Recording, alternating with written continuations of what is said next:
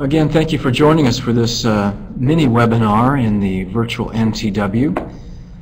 We're going to be talking for this half hour on some new tricks for the toolbox and how to better utilize that for your own use and your clients. Just a couple reminders: if you're having any problem hearing me, please type that in the chat window. We're trying to make this session and the next one particularly interactive because of the nature of the topics, and so we encourage you to raise your hand if you have a web mic and you have a question, or please type into the chat window and we'll just answer those as we go. Hopefully it'll be almost more of a discussion than a presentation. Cliff's going to be sharing things directly on his screen, so you can see exactly what he's doing and what he's talking about rather than using PowerPoint heavily. Again, if you have technical problems, please use the chat window first if you can. If not, email me at jonesp@purdue.edu. We had a few problems at the beginning of our session last time this morning. Thankfully, those were remedied, and we were able to conclude the presentation without any serious problems after that. So, again, we don't know if we're going to have server issues here, so if we do, please just log back in and we'll go from there. So I'm going to go ahead and turn things over to Cliff, and again, please interact with us. Please either ask questions verbally or type questions, and here's Cliff.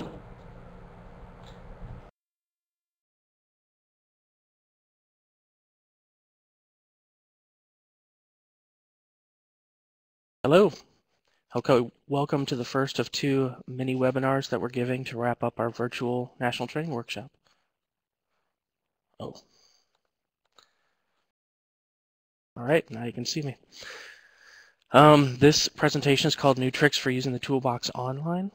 So I will be going ahead and showing you an outline here, and then I'll be sharing my screen and we'll be actually browsing in real time.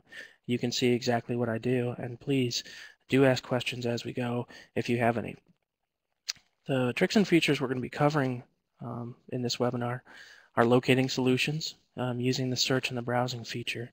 Most of you who've used the toolbox are already familiar with this, but I'll go through it again just to make sure that you know what it can do. Creating PDFs, and that could be both printing them out, saving them, or emailing them to others. Creating and saving albums using the feature called Favorites. And submitting feedback and suggestions so we can continue to improve the toolbox. So I'm going to go ahead and stop sharing that and share my screen. And I'll do my best to keep the content in the screen so that you can see it as well as you can. Are you able to see the browser? Okay. So we'll go ahead and we'll go to agrability.org. You can either do that by typing it in to your browser window as agrability.org, or you can search on Google for AgrAbility. We pop up at the top of the list. So when you go to AgrAbility, you can go to the Toolbox Assistive Technology Database and pull up the toolbox. That's how you can always get there, or it's agrability.org/toolbox. On the cover page here, you see we have both the search feature and search feature as I've highlighted, and the Explore feature, which allows you to browse it as an index. For the search feature, it's very simple. You can just search, say we wanted to look for, let's say we had a farmer named John who had a spinal cord injury, and so he had certain needs on his farm. He also raised hogs, but let's say he grows corn for feed, and he uses his tractor, so we may look for a tractor lift, and you can search for tractor lift. What's going to pop up in the search results is going to be a list of toolbox items that specifically related that have the words tractor and lift in either their explanation or in their title. Then you can click on, let's say we like winch powered tractor. Let's get Chip Petria's style lift. So click on there and we see the solution, the pictures with the description as given in the toolbox print version or it has been updated since, along with other information that's related. You can see here I'm highlighting what's called a breadcrumb trail. And this shows you its way that it's organized in the toolbox as far as the kind of the old print style index or the taxonomy that it uses. So we can also find this going back through the Explorer, looking at tractors and combines, operator station access, and it was under equipment mounted chairlifts. Is that right? Oh, one of these. Anyway, we would find it going through this way. So you can click on your solution and you'll see it on the screen as well. All of our solutions are organized under a three-tiered heading system. So we have sections. Here the section is tractors and combines. We have subsections. Here it's operator station access. And then we have headings like equipment mounted chairlifts. And then we have the solutions under there. So those are the two ways you can go through and find information that you want to. Let's go back to the browser for a minute and we can search for tractor lift again. As you're looking through the tractor lifts, you may see one or more solution that your client may be interested in. For example, the pilot lift. Okay, the pilot lift here. Oh, hey, John may do really well with this pilot lift. I think this will really meet his needs, especially since, you know, it has a roller chain. Okay, so you go ahead and you add this to a list of favorites. If you're compiling a list that are all related that you want to save for John, but let's say this is the only thing you're interested in. You can click on the Create the PDF. You see this button at the top of the interface I've just highlighted. You click on that and it will create a PDF, and then you'll be able to open that up and view it in a PDF viewer, say. And then go ahead and print it off right then so you have a decent print version. And it will have the description, and all of the images will be in that PDF. And so what you see on the screen here is what you're going to print out and get. They're full color images and they're as high resolution as we were able to get them, so that there's as much detail as you can get in the print version for your client. But let's say that you had, if you wanted to send that as well, you could click on that PDF like I've done again. But instead of opening it, you may go ahead and save the file. You can save it to a known location like your desktop, and then you can attach it to an email and send it to somebody. Or you can save it for some reason you have on your own computer. Okay. I've already gone through and looked for a collection of items for this gentleman, and so let's say I want to go ahead and add this to the list. You see this link here, Add to Favorites list, that I've just highlighted. I'm going to go ahead and click that. Then what it does is it automatically includes it in a list of solutions from the toolbox that I've chosen. You can then, at any time, you can go and you can view that full list using the Favorites button that I just highlighted at the top. So I'm going to go ahead and click on that. What this does then is it takes me to all of the solutions that I've already included in this Favorites. And so here I included 3 solutions that John would be able to use. This vehicle control pad, that's a hand control for a car. Radio controlled hog sorting gate, he raises hogs, and then the pilot lift for his combine. So again, I can go ahead then and view this entire favorites list as a PDF using the PDF button that I showed you earlier. But we have a new feature that you can go ahead and you can save it permanently and pull it up again in the future. So let's say I'm going to save this under the name John Smith, hog farmer, and go ahead and save that. I'm going to click the Save button. Then that is permanent. It's stored on our server, and so you can use the link for John Smith Hog Farmer list. You can bookmark that in your browser. You can include it. You can copy and paste it into an email, and you can even click on it from here, and it will pull up that full list, that full album. So you have that at any time. We had a question.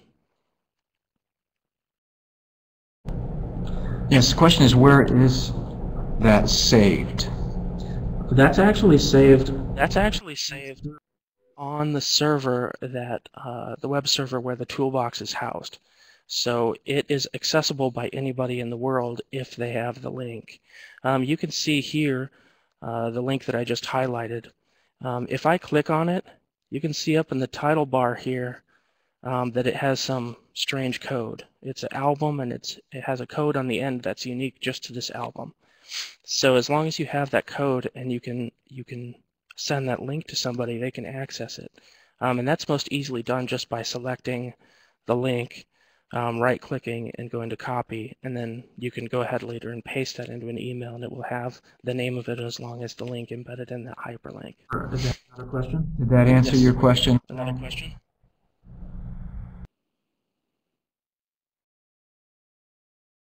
Okay, good.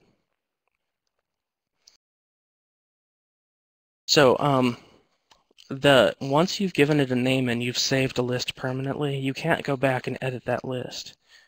According to our pilot study with the usability of the toolbox, people were not interested in having an account where they had to give a username and password in order to use the toolbox.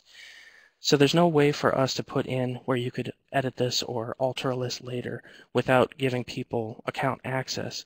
Otherwise, anyone could go and change anyone else's list. So this is the optimal solution given the fact that we don't have user accounts. Okay, the final features that I wanted to talk about have to do with feedback for the toolbox, for improving the toolbox, either adding new solutions or in pointing out flaws or things that need to be updated. I went ahead and clicked on Mini Touch Vehicle Control Pad just so you can see the solution here on our screen. At the top and the bottom of each solution, at the bottom of the solution you can see the links appear at the bottom, and at the top they appear at the top. We allow any user to go ahead and provide feedback either for this specific solution or to suggest a new toolbox solution. If you're going to provide feedback for the solution, just click on that top link that says provide feedback for the solution, as I clicked on, and it's going to give you a form at the top. You can see here it asks for your name, your email address, and your feedback as required fields. It also requests your organization and your phone number. It's good to put in some of this information so in case your comment or suggestion isn't clear or we want to get more information, we can go ahead and contact you. Also, if you are giving feedback,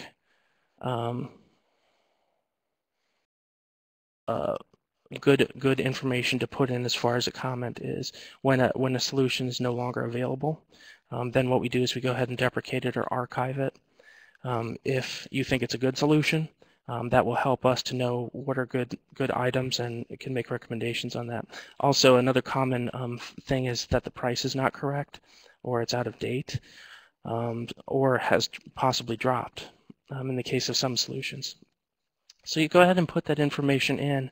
Like, for example, I might put my name is Clifford Raz and my email address, and then say this solution is great for lower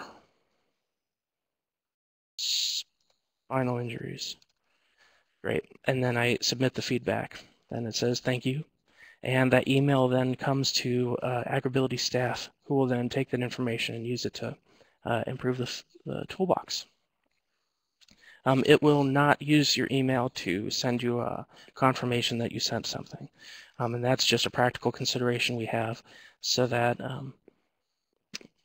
hackers around the world can't use it to send spam. Okay, I'll go back to the original page where we were, because here we also have a link for suggesting a new toolbox solution. And of course, that's self-explanatory. You suggest a new solution. We get several emails from, especially from AgrAbility staff, who want to make recommendations, or from companies who want their products to be included so that they'll get more publicity or more sales, or can meet the market needs better. So if you click on the Suggest a Toolbox solution, it's again going to give you a form.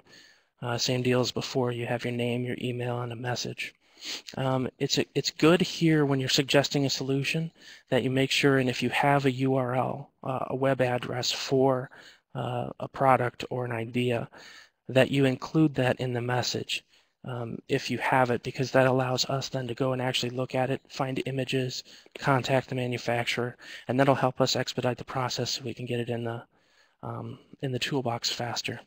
Finally, we don't require your organization, but if you do have an organization that you're associated with who you want to get credit for submitting the idea, that's something we're going to be doing more in the future, is saying, thanks to individual or organization for suggesting the idea. Yes, we have a question. Question from Gail LaPierre: is there a way to attach images? And I believe, I'm guessing that means when you want to submit a suggestion for a product. Is that correct, Gail? Yes. Yes. Yes. That's actually a very good suggestion, Gail, and I'll go ahead and I'll write that down. When I implemented this form, I hadn't done that specifically because even though this doesn't send junk mail or spam to you or anyone else in the world, right now I'm the recipient of this, so I get the messages.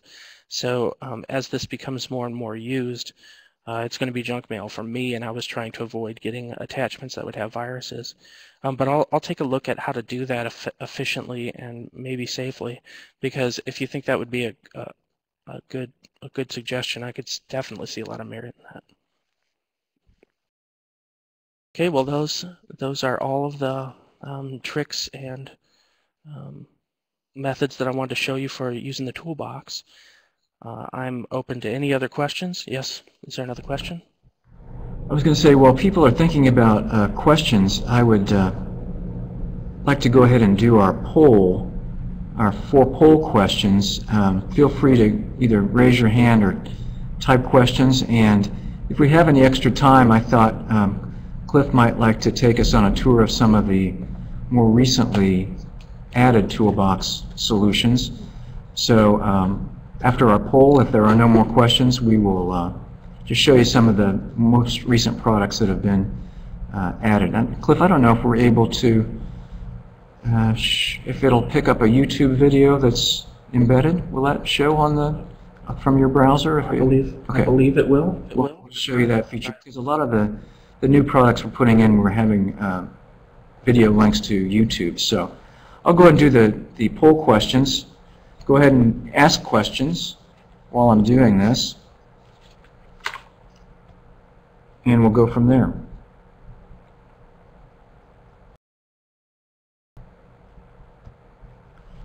If you could let us know your professional affiliation, we would appreciate that. Again, if you're in any way associated with an AgrAbility project, we'd appreciate you indicating that at the top. But if you have no affiliation to AgrAbility, then please check the most appropriate box.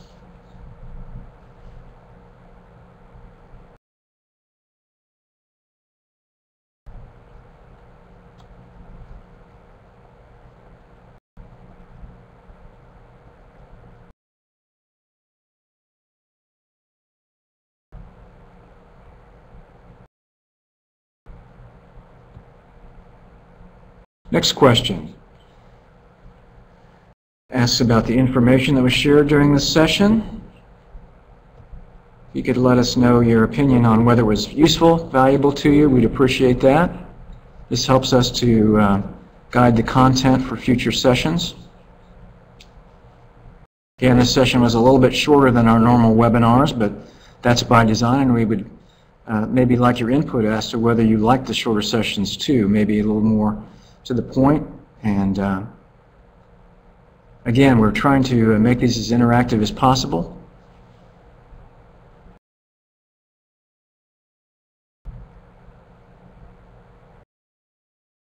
Okay, thank you for your input on that.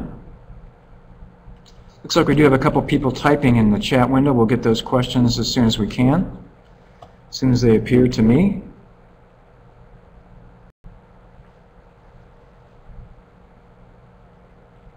So the next question involves our technology.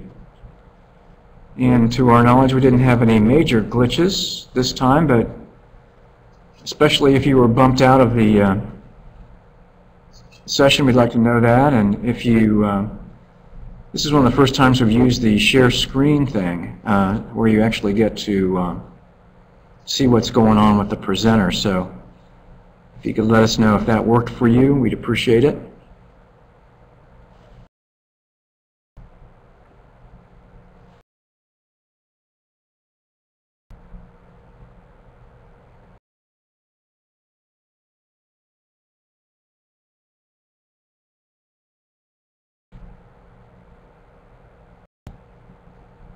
Okay, thank you for that.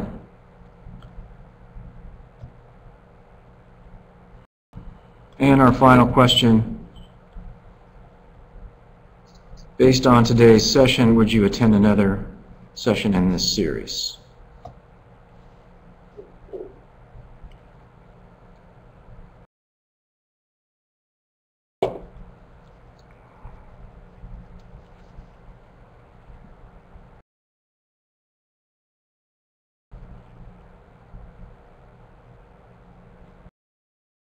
Okay, thank you again for your input. I think we do have another question. Cliff, if you want to just read those out, I think you can do that now. Oh, these? No, I can't see the chat window. Actually, Cliff cannot see the chat window right now, so I will read those for him. Gail's comment, she says that she was just thinking it might be helpful to be able to attach photos if it's something self-designed or that has no URL. And she certainly understands the virus issue on that. Yeah, that's a great. Yeah, that's a great idea. It's always possible. You know, it's always possible to. You can send us information like that, just sending it straight to the project, whoever's running the toolbox. Right. Right now it's me, or you could send it to Paul. But definitely just having it on the screen, and maybe even having a separate area where it would specifically say send a URL. But yeah, to attach a photo would probably be fun. So I'll definitely vet that idea, and then we'll see if we can get that implemented. I do want to just mention quickly that there is a whole process for approving products or solutions to be added to the toolbox. We certainly welcome input from anybody that has a potential solution. We do have a committee that reviews those for various things like safety or whether the product is really novel to agricultural workers with disabilities, or whether we generally don't include things like daily living aids that would be used by just anybody, but we try to make them agriculture specific. We see if the product is already included, or if there's a very similar product already in the toolbox. So there is a process. And I want to also give credit to Kate Ham, who's on our staff, who is very highly involved in the process of helping us with that approval and also the actual updating and entry of the toolbox solutions. So thanks to Kate on that. A couple other questions. Clarification for Steve Hoover. Cliff, did you say you cannot edit items in a favorites album? The clarification on that is not that you can't change favorites. When you go in, I'll show you just an example on here. We were just looking at solutions. Right.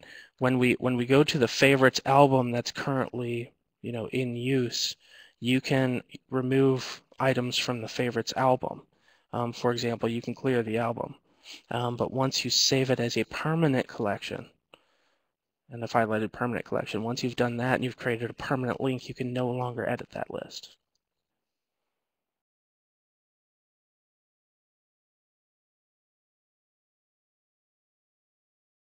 Rick Geringer, the toolbox is great but not always usable if I don't have a hotspot when I'm in the field. Let's see. So can I get on the current Toolbox? Sorry, I'm having a little trouble scrolling here.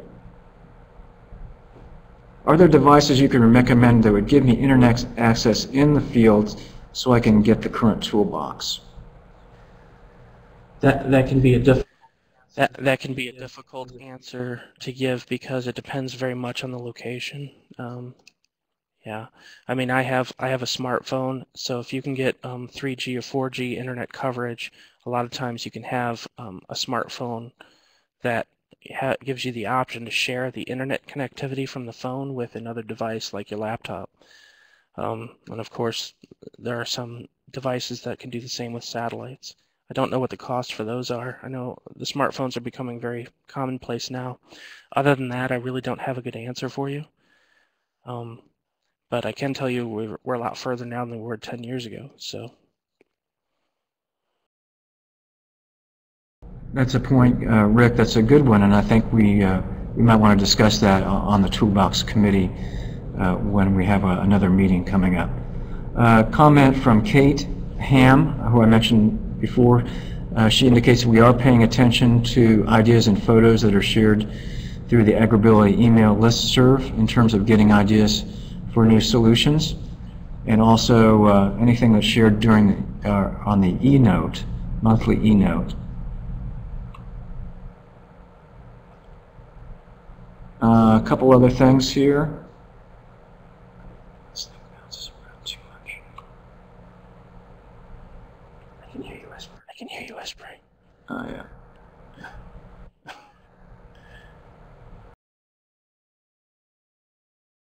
Vicky Janish says, do you think this might turn into something more than a web search toolbox, perhaps an app or something that could be used easily in the field during an assessment? That's definitely an idea we've been looking at and trying to figure out if it's worth the time. One of the questions we've needed to answer is, can it be developed as Android and an iPhone app, or do we have to go with one platform or the other? And how much use is it actually going to get? We've just now gotten to the point where the Toolbox has been online long enough that we have some good usage statistics for how often it's used. So it's only been recently that we've been even able to justify going in that direction. But that's definitely something we're looking at. And if you think that would be of good use, again, it might be something to bring up with the Toolbox committee. Actually, in our work plan for this 4 years, one thing we've targeted is to modify the site somehow so it's more easily viewed on either a smartphone or a tablet. There are a lot of commercial websites that basically have two versions, the full version for your normal web browser and a modified version, kind of a stripped down version for phones. So we may be looking at that option. Jill in Colorado says that she has a tablet with unlimited, again my screen, I'm sorry, is jumping around when I try to adjust that, unlimited internet so that she can use it when meeting with clients or show them products or slideshows right there. So. And that was Jill, correct? Jill Sump, yes. Yeah. So Jill, I would just ask, have you had many sites that you've gone to where you haven't had any coverage? And that may depend a lot on who your provider is. I don't know.